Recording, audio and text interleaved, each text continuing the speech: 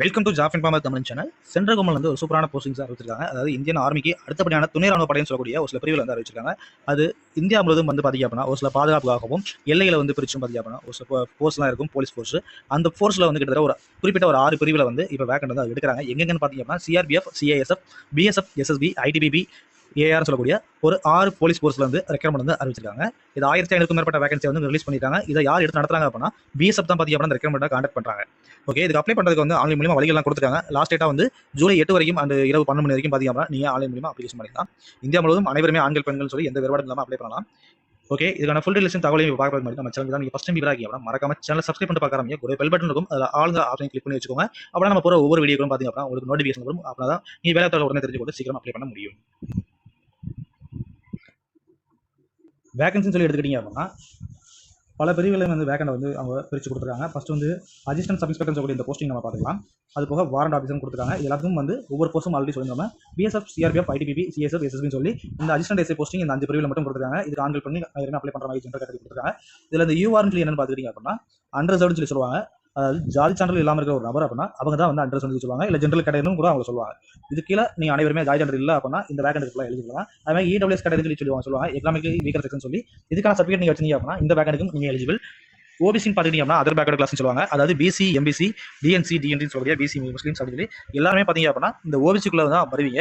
நம்ம தமிழ்நாட்டில் அனைவரும் இந்த ஓபிசி சர்டிஃபிகேட் நீங்கள் எடுத்துருந்தீங்க இசிஐ மூலியமா அப்படின்னா நீங்கள் ஓபிசி கேட்டகரி மூலியமாவே இந்த போஸ்டிங்ஸ்க்கு அப்ளை பண்ணிக்கலாம். இது எஸ்சி கேட்டகரி, எஸ்டி கேட்டகரி நார்மலாக வந்து அனைவருக்கு தெரிஞ்சது தான். இதுலேயும் வந்து வேக்கண்ட் கொடுத்துருக்காங்க. இதுலேயும் உங்களுக்கான வேக்கண்ட் இருக்கான்னு பார்த்துட்டு நீங்கள் அப்ளை பண்ணிக்கலாம். ஹெட் கான்ஸ்டபிளையும் பார்த்தீங்கன்னா சேம் அதே மாதிரி CSF, CRPF, ITBP, CSF, SSB, AR சொல்லி இந்த 6 பிரிவிலுமே வந்து வேக்கண்ட் கொடுத்துருக்காங்க. ஹெட் கான்ஸ்டபிள் தான் பார்த்தீங்க அப்படின்னா கிட்டத்தட்ட வந்து வேக்கண்ட் அதிகமாகவே கொடுத்துருக்காங்க.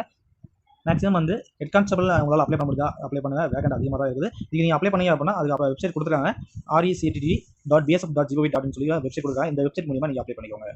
இதுக்கான வயது பார்த்தீங்க அப்படின்னா 18லேருந்து 25 வயசுல கொடுத்துருக்காங்க. அதுவும் என்னைக்கு தேதிப்படி அப்படின்னா ஆகஸ்ட் 1, 2024 அன்னைக்கு தேதிப்படி இந்த வயசுல இருந்தீங்க அப்படின்னா நீங்கள் இதுக்கு அப்ளை பண்ணலாம். அதுபோக ஒரு ரிலாக்ஸேஷன் கொடுக்குறாங்க. வயது தளர்வு. இந்த வயது தளர்வு யார் இருக்குன்னா எஸ்சி எஸ்டி கேட்டகரியில் உங்களுக்கு வயது தளர்வு உண்டு. அதாவது 5 இயர்ஸ் ஏஜ் ரிலாக்ஸேஷன் கொடுக்குறாங்க. அதாவது 25 வயசு நார்மலாக வந்து எலிஜிபிலிட்டி கொடுக்குறாங்க. அப்படிங்கும்போது 5 இயர்ஸ் ஏஜ் ரிலாக்ஸேஷனா 30 வயசு வரைக்கும் எஸ்சி கேட்டகரியில் உள்ளவங்க அப்ளை பண்ணலாம். இதே ஓபிசி இருந்தீங்க அப்படின்னா 3 இயர்ஸ் ரிலாக்ஸேஷன் கொடுக்குறாங்க.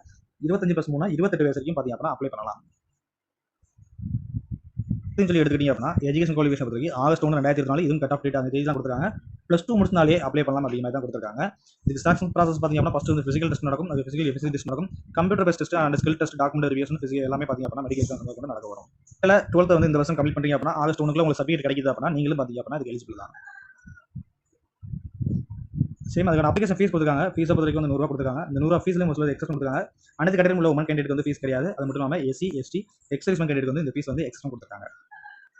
எக்ஸாம் சென்டர் சொல்லி எடுத்துக்கிட்டோம்னா தமிழ்நாட்டில் வந்து சென்னையில் மட்டும் தான் பார்த்தீங்க அப்படின்னா எக்ஸாம் சென்டர் இருக்குது. குரூப் சென்டர் சிஆர்பிஎஃப் ஆவடி சென்னைங்கிற இந்த அரசு தான் வந்து உங்களுக்கான சிபிடி அண்ட் ஃபிசிக்கல் டெஸ்ட்னு சொல்லி அனைத்துமே நடக்கிறதுக்கு வாய்ப்புகள் இருக்குது. எக்ஸாமினேஷன் ஒரு 3 ஃபேஸாக பிரிச்சாங்க. First phase, second phase, third ஃபேஸ்னு சொல்லி ஃபர்ஸ்ட் ஃபேஸில் வந்து ஃபிசிக்கல் ஸ்டாண்டர்ட் டெஸ்ட்டும் ஃபிசிக்கல் எஃபிஷியன்சி டெஸ்ட் நடக்கும்.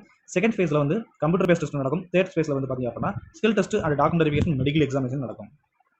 இதில் ஃபிசிக்கல் ஸ்டாண்டர்ட் டெஸ்ட்டை பொறுத்தவரைக்கும் பார்த்தீங்க அப்படின்னா ஹைட் வந்து ஆண்களுக்கு வந்து 165 சென்டிமீட்டர் இருக்கணும். ஜஸ்ட் மெஷர்மென்ட் ஆண்களுக்கு மட்டும் வந்து நார்மலில் வந்து 27, எக்ஸ்பாண்டரில் பார்த்தீங்க அப்படின்னா 82 சென்டிமீட்டர் இருக்கணும் கொடுத்துருக்காங்க. எஃபிஷியன்சி டெஸ்ட் பொறுத்தவரைக்கும் பார்த்தீங்க அப்படின்னா ஆண்களுக்கு வந்து 1.6 கிலோமீட்டர் வந்து ரேஸ் நடக்குது. இதை வந்து நீங்கள் 6 minutes 30 செகண்டில் வந்து கம்ப்ளீட் பண்ணணும். இதுவே ஃபீமேல் கேண்டிடேட் வந்து 800 மீட்டர் வந்து ரேஸ் வைக்கிறாங்க. இதை வந்து 4 minutes 45 செகண்டில் பார்த்தீங்க அப்படின்னா அதுக்கு அவங்க வந்து கம்ப்ளீட் பண்ணணும். கம்ப்யூட்டர் பேஸ்ட் டெஸ்ட்டை பொறுத்தவரைக்கும் பார்த்தீங்க அப்படின்னா ஒரு 5 பார்ட்டாக வந்து பிரிச்சிருக்காங்க. 5 பார்ட்லையும் ஒவ்வொரு பார்ட்டுக்கும் வந்து 20 கொஸ்டின் கொடுத்து ஒவ்வொருக்கும் 1 மார்க் கொடுத்து டோட்டலாக 20 மார்க் வந்து கொடுத்துருக்காங்க. டோட்டல் பார்க்கும்போது 100 மார்க் வந்து ப்ரொவைட் பண்ணுறாங்க. இதுக்கான எக்ஸாமினேஷன் டைமிங் பார்த்தீங்க அப்படின்னா 1 hour 40 minutes வந்து நடக்கும். Question paper full and fully வந்து அப்டேட் டைப் தான் நடக்கும். ஆல்ரெடி சொல்லியிருந்தோம். இங்கிலீஷ் கீழே தான் பார்த்தீங்க அப்படின்னா கொஸ்டின் பேப்பர் வந்து இருக்கும். அந்த 5 பார்ட்டுக்கான சிலபஸையும் வந்து அவங்க பிடிஎஃப்ல கொடுத்துருக்காங்க.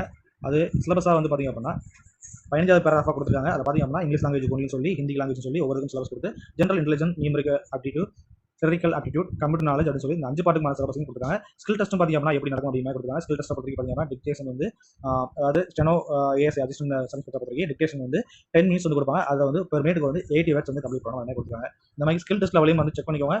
ஹெட் கான்ஸ்டபிள் வந்து டைப்பிங் டெஸ்ட் நடக்கும். இங்கிலீஷில் வந்து டைப்பிங் டெஸ்ட் நடக்கும். 35 words பெர் மினிட்க்கு பார்த்தீங்க அப்படின்னா நீங்கள் டைப் பண்ணுற மாதிரி இருக்கும். இங்கிலீஷ் அப்படி இல்லைனா ஹிந்தியில் வந்து நீங்கள் கம்ப்ளீட் பண்ணுற மாதிரி இருக்கும். இங்கிலீஷ் இல்லை தெரியல இந்த டைப் பண்ண தெரியும் அப்படின்னா 30 minutes பெர் மினிட்க்கு வந்து நீங்கள் வேர்ட் வந்து கம்ப்ளீட் பண்ணுற மாதிரி இருக்கும்.